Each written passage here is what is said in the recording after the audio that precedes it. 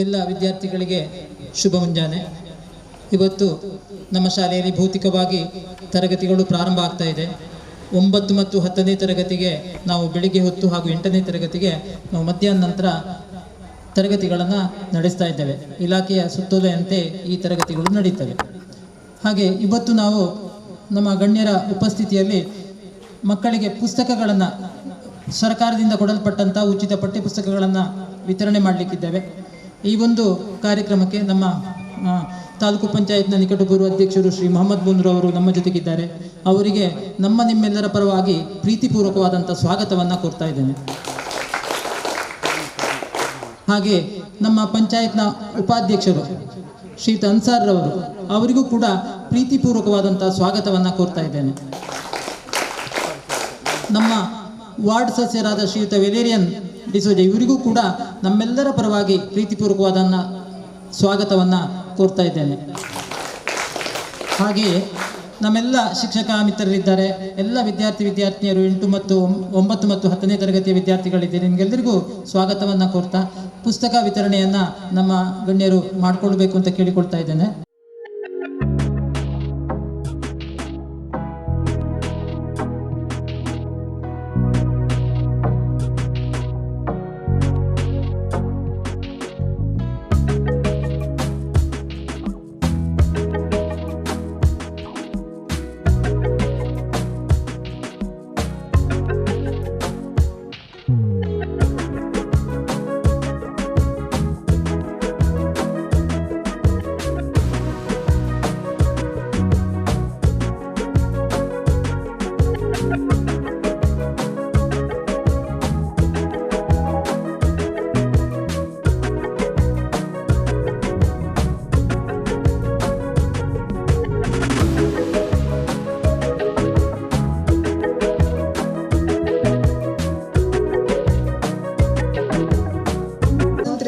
ಅಮೃತ ಮಹೋತ್ಸವದ ಅಂಗವಾಗಿ ನಾವು ಹಲವು ಸ್ಪರ್ಧೆಗಳನ್ನು ಆನ್ಲೈನ್ನಲ್ಲಿ ಏರ್ಪಡಿಸಿದ್ದೆವು. ಹಲವಾರು ವಿದ್ಯಾರ್ಥಿಗಳು ಬಹು ಉತ್ಸುಕತೆಯಿಂದ ಭಾಗವಹಿಸಿ ತಮ್ಮ ಪ್ರತಿಭೆಯನ್ನು ಪ್ರದರ್ಶಿಸಿದ್ದಾರೆ. ಅದರಲ್ಲಿ ಕೆಲವು ವಿದ್ಯಾರ್ಥಿಗಳು ಬಹುಮಾನವನ್ನು ಪಡೆದುಕೊಂಡಿದ್ದಾರೆ. ಮೊದಲಿಗೆ ಭಾಷಣ ಸ್ಪರ್ಧೆ, ಫಾತಿಮಾ ತಹನಿಯ ಪ್ರಥಮ ಬಹುಮಾನ.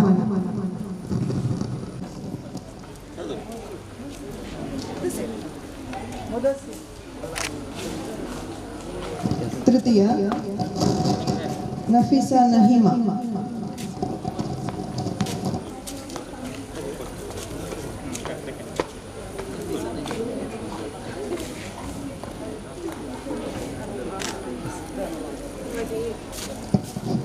ಹಾಗೆಯೇ ಅತ್ಯುತ್ತಮವಾಗಿ ಸೃಜನಶೀಲತೆಯಿಂದ ಪ್ರಬಂಧ ಬರೆದ ವಿದ್ಯಾರ್ಥಿಗಳು ಪ್ರಥಮ ಬಹುಮಾನ ಶಹರುಬಾನು.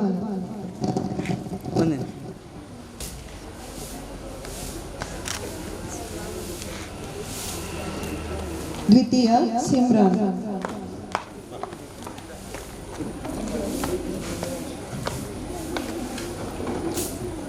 ತೃತೀಯ ದಿವ್ಯಾ.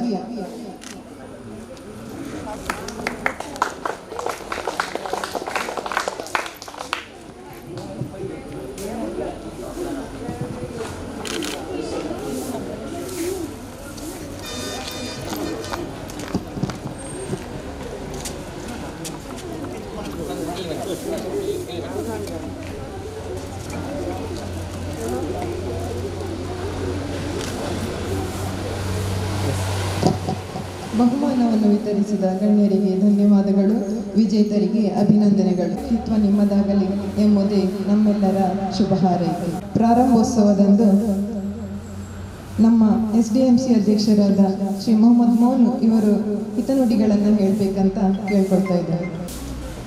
ಇವತ್ತು ತಜ್ಞರು, ಶಿಕ್ಷಣ ಇಲಾಖೆಯವರು, ಮುಖ್ಯಮಂತ್ರಿಗಳು ಎಲ್ಲರೂ ಸೇರಿ ಬಹಳಷ್ಟು ಜಾಗೃತೆಯಿಂದ ಈ ಶಾಲೆ ಪ್ರಾರಂಭೋತ್ಸವಕ್ಕೆ ಅನುವು ಮಾಡಿಕೊಟ್ಟಿದ್ದಾರೆ. ಅದಕ್ಕಾಗಿ ಸರ್ಕಾರಕ್ಕೂ ಶಿಕ್ಷಣ ತಜ್ಞರಿಗೂ ಅಭಿನಂದನೆ ಸಲ್ಲಿಸ್ತೇನೆ. ನೀವು ವಿದ್ಯಾರ್ಥಿಗಳು 2 ವರ್ಷಗಳಿಂದ ಮನೆಯಲ್ಲಿದ್ದು ಬಹಳಷ್ಟು ನಿಮಗೆ ಬೋರ್ ಆಗಿರ್ಬೋದು. ಖಂಡಿತವಾಗಿ ಈ ಸಲ ಶಾಲೆ ಪ್ರಾರಂಭವಾಗಿದೆ. ಬಹಳಷ್ಟು ಜಾಗೃತೆಯಿಂದ ಶಾಲೆಯ ಅಧ್ಯಾಪಕರು ಏನು ನಿಮಗೆ ಸೂಚನೆ ಕೊಡ್ತಾರೆ ಅದನ್ನು ಚಾಚು ತಪ್ಪದೆ ಪಾಲಿಸಿ ನಿಮ್ಮ ಭವಿಷ್ಯದ ಬಗ್ಗೆ ನೀವು ಮುಂದುವರಿಸಬೇಕಂತ ಈ ಸಂದರ್ಭದಲ್ಲಿ ಹೇಳಿಕೊಂಡು, ಖಂಡಿತವಾಗಿ ಇವತ್ತು ಈ ದೇಶದಲ್ಲಿ ಕೊರೋನಾದಿಂದ ಬಹಳಷ್ಟು ಕಷ್ಟವಾಗಿದೆ. ವಿದ್ಯಾರ್ಥಿಗಳು ಸಹ ತುಂಬ ಮೃತಪಟ್ಟದ್ದು ನಿಮಗೆ ಗೊತ್ತಿದೆ. ನೀವೆಲ್ಲ ಜಾಗೃತೆಯಿಂದ ನೀವು ಈ ಒಂದು ಶಾಲೆಯಲ್ಲಿ ಕಲಿಯಬೇಕು, ಅವರ ಆದೇಶವನ್ನು ಪಾಲನೆ ಮಾಡಬೇಕಂತ ತಮ್ಮಲ್ಲಿ ವಿನಯಪೂರ್ವಕವಾಗಿ ಸೂಚನೆ ನೀಡುತ್ತಾ ಮಾತಾಡಲಿಕ್ಕೆ ಅವಕಾಶ ಮಾಡಿಕೊಟ್ಟ ಎಲ್ಲರಿಗೂ ವಂದಿಸಿ ನನ್ನ ಮಾತನ್ನು ಮುಗಿಸ್ತೇನೆ. ಸವಿನುಡಿಗಳನ್ನಾಡಿದ ತಮಗೆ ಧನ್ಯವಾದಗಳು ಸರ್. ಮುಂದೆ ನಮ್ಮ ವಾರ್ಡ್ ಸದಸ್ಯರಾದ ಶ್ರೀ ವೆಲೇರಿಯನ್ ಇವರು ಒಂದೆರಡು ಮಾತಾಡಬೇಕಂತ ಕೇಳ್ಕೊಳ್ತಾರೆ. ಸರ್ಕಾರಿ ಪ್ರೌಢಶಾಲೆ ಪಾವೂರು 2 ವರ್ಷದ ಹಿಂದೆ, ಸುಮಾರು 2 ವರ್ಷದ ಹಿಂದೆ ಶಾಲೆ ಕ್ಲೋಸ್ ಆಗಿದ್ದು ಇವತ್ತು ಅದು ಆರಂಭವಾಗಲಿದೆ. ಅದು ನಿಮ್ಮ ಮಕ್ಕಳ ಭವಿಷ್ಯಕ್ಕಾಗಿ ಅಂತೇಳಿ ನಾವು ಈ ಸಂದರ್ಭದಲ್ಲಿ ಅನ್ನಿಸ್ತಾ ಇದ್ದೇವೆ. ಈ ಶಾಲೆಯು ನಾನು ನೋಡಿದ ಪ್ರಕಾರ ಉತ್ತಮ ವಿದ್ಯಾಭ್ಯಾಸ ಬಂದಿದೆ ಅಂತ ಹೇಳಲಿಕ್ಕೆ ನಾನು ಸಂತೋಷ ಪಡ್ತಾ ಇದ್ದೇನೆ. ಒಳ್ಳೆಯ ಮಾರ್ಕನ್ನು ತೆಗೆದಿದ್ದೀರ, ನಿಮಗೆ ನಾನು ಅಭಿನಂದನೆ ಸಲ್ಲಿಸ್ತಾ ಇದ್ದೇನೆ. ನಿಮ್ಮ ಭವಿಷ್ಯಕ್ಕಾಗಿ ಶಾಲೆಯ ಗುರುಗಳನ್ನು ತುಂಬ ಪ್ರೀತಿಪೂರ್ವಕ ನೀವು ಪ್ರೀತಿಸಬೇಕು. ಯಾಕೆಂದರೆ ಈ ಕೊರೋನಾ ಮಹಾಮಾರಿಯಿಂದ ಎಲ್ಲರೂ ಕಂಗೆಟ್ಟಿದ್ದಾರೆ ಮತ್ತು ಆರ್ಥಿಕ ಸ್ಥಿತಿಗೂ ತುಂಬ ಪೆಟ್ಟು ಬಿದ್ದಿದೆ. ಅದರಿಂದ ನಿಮ್ಮ ಭವಿಷ್ಯವನ್ನು ನೀವೇ ಒಳ್ಳೆಯ ಶಿಕ್ಷಣಕ್ಕಾಗಿ ಕಲಿಯುವಂಥ ವ್ಯವಸ್ಥೆ ಕೂಡ ನೀವು ಆಗಬೇಕು. 1.5-2 ವರ್ಷದಿಂದ ನೀವು ಆಟದಲ್ಲಿ ಜಾಸ್ತಿ ಮಗ್ನರಾಗಿದ್ದೀರಿ. ಇನ್ನಾದರೂ ಈಗ ಶಾಲೆ ಪ್ರಾರಂಭವಾಗಿದೆ, ವಿದ್ಯಾಭ್ಯಾಸಕ್ಕೆ ಜಾಸ್ತಿ ಮಹತ್ವ ಕೊಡಬೇಕಂತ ನಾನು ನಿಮ್ಮಲ್ಲಿ ವಿನಂತಿಸ್ತಾ ಇದ್ದೇನೆ. ಕೊರೋನಾ ಮಹಾಮಾರಿಯಿಂದ ಅಂತರವನ್ನು ಕಾಯ್ದುಕೊಳ್ಳುವಂಥದ್ದು ಮಾಸ್ಟರ್ ಎಷ್ಟು ಹೇಳಿದ್ರು ಕೂಡ, ಮನೆಯವರು ಹೇಳಿದ್ರು ಕೂಡ ನೀವು ಕಾಯ್ದುಕೊಳ್ಳಲು ಹಿಂಜರಿತಿದ್ದೀರಿ. ಅದನ್ನು ನಿಮ್ಮ ಭವಿಷ್ಯಕ್ಕಾಗಿ ನೀವೆಲ್ಲ TV ಮಾಧ್ಯಮಗಳಲ್ಲಿ, ಪೇಪರ್ಗಳಲ್ಲಿ ನೋಡ್ತಾ ಇದ್ದೀರಾ. ಒಮ್ಮೆ ಕೊರೋನಾ ಒಕ್ಕರಿಸಿದರೆ ಯಾರನ್ನು ಶ್ರೀಮಂತ ಬಡವ ಅಂತೇಳಿ ನೋಡುವುದೇ ಅದು ನಿಮ್ಮನ್ನು ಕೊನೆಗೊಳಿಸ್ತಾ ಇದೆ. ಅದರಿಂದ ನೀವು ಕೂಡ ಅಂತರವನ್ನು ಕಾಯ್ದು ನಿಮ್ಮ ಜೀವವನ್ನು ರಕ್ಷಿಸಬೇಕಂತೇಳಿ ವಿನಂತಿಸ್ತಾ, ಪ್ರೇರಣಾತ್ಮಕ ಮಾತುಗಳನ್ನಾಡಿ ವಿದ್ಯಾರ್ಥಿಗಳಿಗೆ ಕಿವಿಮಾತನ್ನು ಹೇಳಿದ ತಮಗೆ ಧನ್ಯವಾದಗಳು ಸರ್. ಈಗ ನಮ್ಮ ಪಂಚಾಯತ್ನ ಉಪಾಧ್ಯಕ್ಷರಾದ ಶ್ರೀ ಅನ್ಸಾರ್ ಇವರು ಸಂದೇಶವನ್ನು ನೀಡಬೇಕಂತ ಕೇಳ್ಕೊಳ್ತೀವಿ. ಜೂನ್ 1ರಂದು ಶಾಲಾ ಪ್ರಾರಂಭೋತ್ಸವ ಆಗಬೇಕಾಗಿತ್ತು. ಸಾಂಕ್ರಾಮಿಕ ರೋಗದ ನಿಮಿತ್ತ ಕೆಲವೊಂದು ಅಡೆತಡೆಗಳು ಇದ್ದರೂ ಈಗ ಶಿಕ್ಷಣ ಇಲಾಖೆ ಹಾಗೂ ರಾಜ್ಯ ಸರ್ಕಾರದ ಸುತ್ತೋಲೆಯ ಪ್ರಕಾರ ಇವತ್ತು ಶಾಲೆಯ ಪ್ರಾರಂಭ ಆಗ್ತಾ ಇದೆ. ಅದಕ್ಕಾಗಿ ನಾನು ಮೊದಲಾಗಿ ಈ ಶಾಲೆಯನ್ನು ಭೌತಿಕ ತರಗತಿಗಳನ್ನು ಶುರು ಮಾಡಲು ಆಜ್ಞಾಪನೆ ಕೊಟ್ಟಂತಹ ಶಿಕ್ಷಣ ತಜ್ಞರಿಗೂ ಅದೇ ಶಿಕ್ಷಣ ಸಚಿವರಿಗೂ ಹಾಗೂ ರಾಜ್ಯ ಸರ್ಕಾರಕ್ಕೆ ನಾನು ಪ್ರಪ್ರಥಮವಾಗಿ ಅಭಿನಂದನೆ ಸಲ್ಲಿಸ್ತಾ ಇದ್ದೇನೆ.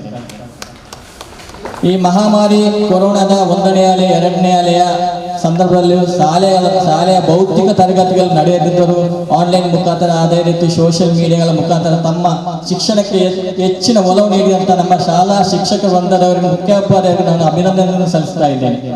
ಕಳೆದ ವರ್ಷದ 2020-21ರ SLC ಪರೀಕ್ಷೆಯಲ್ಲಿ ತೇರ್ಗಡೆಗೊಂಡಂಥ ಎಲ್ಲ ನಮ್ಮ ವಿದ್ಯಾರ್ಥಿಗಳಿಗೂ ನಾನು ಅಭಿನಂದನೆ ಸಲ್ಲಿಸ್ತಾ ಇದ್ದೇನೆ. ಅದೇ ರೀತಿ ಉತ್ತಮವನ್ನು ಫಲಿತಾಂಶವನ್ನು ಒದಗಿಸಿದಂಥ ಪರ್ಸೆಂಟೇಜ್ ಲೆಕ್ಕದಲ್ಲಿ ಕಳೆದ ವರ್ಷಕ್ಕಿಂತ ಈ ವರ್ಷ ಒಂದು ಮಹತ್ವವಾದ ಬದಲಾವಣೆ ಆಗಿದೆ. ಅದಕ್ಕೆ ಕಾರಣಕರ್ತರಾದ ನಮ್ಮೆಲ್ಲ ಶಿಕ್ಷಕ ವೃಂದದವರಿಗೆ ನಾನು ಪಂಚಾಯತ್ ವತಿಯಿಂದ ಅಭಿನಂದನೆ ಸಲ್ಲಿಸ್ತಾ ಇದ್ದೇನೆ. ಇನ್ನು ಮುಂದೆಗೂ ನಮ್ಮ ಶಾಲೆಯನ್ನು ಉತ್ತಮವಾಗಿ ಅಭಿವೃದ್ಧಿಪಡಿಸಲು ನಿಮ್ಮೆಲ್ಲರ ಸಹಕಾರ ಅತ್ಯಗತ್ಯ. ನಮ್ಮ ಯಾವುದೇ ಸಹಾಯ ಸಹಕಾರ ಇದನ್ನು ನಾವು ನೀಡಲು ಖಂಡಿತವಾಗಿ ಸಿದ್ಧರಿದ್ದೇವೆ. ಅದೇ ರೀತಿ ನಮ್ಮ ವಿದ್ಯಾರ್ಥಿಯನ್ನು ನನ್ನ ಕಳಕಳಿಯ ವಿನಂತಿ ಏನು ಅಂದರೆ, ಕೊರೋನಾ ಬಂದು ಹೋಗಿದೆ, ಮುಗಿಯಲಿಲ್ಲ, ಇನ್ನು ಬರ್ತಾನೆ ಇದೆ. ನಾವು ಮಾಧ್ಯಮಗಳಲ್ಲಿ ನೋಡ್ತಾ ಇದ್ದೇವೆ. ನೆಕ್ಸ್ಟ್ 3ನೇ ಅಲೆ ಬರ್ತಾ ಇದೆ. ಮಕ್ಕಳ ಬಗ್ಗೆ ನಾವು ಜಾಗೃತಿ ವಹಿಸಬೇಕಾಗಿದೆ. ಆದ್ದರಿಂದ ಶಾಲೆಯ ನಮ್ಮ ಅಧ್ಯಾಪಕರು ನಾವು ನಮಗೆ ಏನೆಲ್ಲ ಸಲಹೆ ಸೂಚನೆ ನೀಡ್ತಾರೆ ಅದನ್ನು ತಾವು ಚಾಚು ತಪ್ಪದೆ ಪಾಲಿಸಿ ನಾವು ಕೊರೋನಾ ಮುಕ್ತ ಭಾರತವನ್ನಾಗಿ ಬೇಕಾದ ನಮ್ಮೆಲ್ಲರ ಕರ್ತವ್ಯ. ಆದ್ದರಿಂದ ನಾವು ಮಾಸ್ಕ್ ಹಾಕೋದು, ಸಾಮಾಜಿಕ ಅಂತರ ಕಾಯ್ದುಕೊಳ್ಳುವುದು, ಸ್ಯಾನಿಟೈಸರ್ ಉಪಯೋಗಿಸುವುದು, ಗುಂಪುಕ್ಕೆ ಸೇರದೇ ಇರುವುದು, ನಮ್ಮ ಎಲ್ಲರಿಗೂ ನಿಮಗೆ ಈಗಾಗಲೇ ಹೇಳಿರ್ತಾರೆ, ಅದನ್ನು ನೀವು ಚಾಚು ತಪ್ಪದೆ ಪಾಲನೆ ಮಾಡಿ ಈ ಕೊರೋನಾವನ್ನು ನಾವು ದೂರ ಮಾಡಬೇಕಾಗಿ ತಮ್ಮಲ್ಲಿ ವಿನಮ್ರವಾಗಿ ವಿನಂತಿಸ್ತಾ ಇದ್ದೇನೆ. ಅದೇ ರೀತಿ ತಾವು ಮನೆಯಲ್ಲಿ ಕಲಿತಂತಹ ಈ ಸೋಷಿಯಲ್ ಮೀಡಿಯಾದಲ್ಲಿ ಯೂಟ್ಯೂಬ್ ಮೂಲಕ ತಾವುಗಳು ಭೌತಿಕ ತರಗತಿ ಇಲ್ಲದಿದ್ದರೂ ಮನೆಯಲ್ಲಿ ಕಲ್ತಿದ್ದೀರ, ಅದನ್ನು ಇನ್ನೊಂದು ಪ್ರಾಕ್ಟಿಕಲ್ ರೂಪದಲ್ಲಿ ಒಳ್ಳೆ ರೀತಿಯಲ್ಲಿ ಒಳ್ಳೆ ಶಿಕ್ಷಣಕ್ಕೆ ಅವಕಾಶ ಮಾಡಿಕೊಟ್ಟಿದ್ದಾರೆ ನಮ್ಮ ಸರ್ ಅವರು. ಅವರಿಗೂ ನಾನು ಅಭಿನಂದನೆ ಸಲ್ಲಿಸ್ತಾ ಇದ್ದೇನೆ.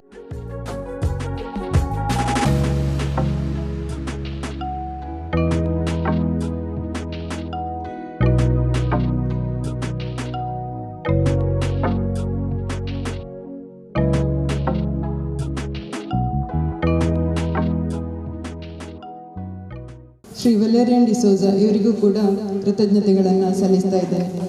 ಹಾಗೆ ಇಲ್ಲಿ ಆಗಮಿಸಿರುವ ಎಲ್ಲ ವಿದ್ಯಾಭಿಮಾನಿಗಳಿಗೂ, ನಮ್ಮ ಮುಖ್ಯ ಶಿಕ್ಷಕರಿಗೂ ಕೃತಜ್ಞತೆಗಳನ್ನು ಸಲ್ಲಿಸ್ತಾ ಇದ್ದೇನೆ. ಇಂದಿನ ಕೇಂದ್ರ ಬಿಂದು ನಮ್ಮ ವಿದ್ಯಾರ್ಥಿಗಳು, ಆಗಮಿಸಿದ ಎಲ್ಲ ವಿದ್ಯಾರ್ಥಿಗಳಿಗೆ ನಾನು ಕೃತಜ್ಞತೆಗಳನ್ನು ಸಲ್ಲಿಸ್ತಾ ಇದ್ದೇನೆ. ಸೆಂಟೆನ್ಸ್ ಮಾಡಿಸಿಕೊಟ್ಟಂಥ ನಮ್ಮ ಪಂಚಾಯತ್ನವರಿಗೆ ನಮ್ಮ ಶಾಲೆಯ ಪರವಾಗಿ ನಾವು ಕೃತಜ್ಞತೆಗಳನ್ನು ಸಲ್ಲಿಸ್ತಾ ಇದ್ದೇವೆ.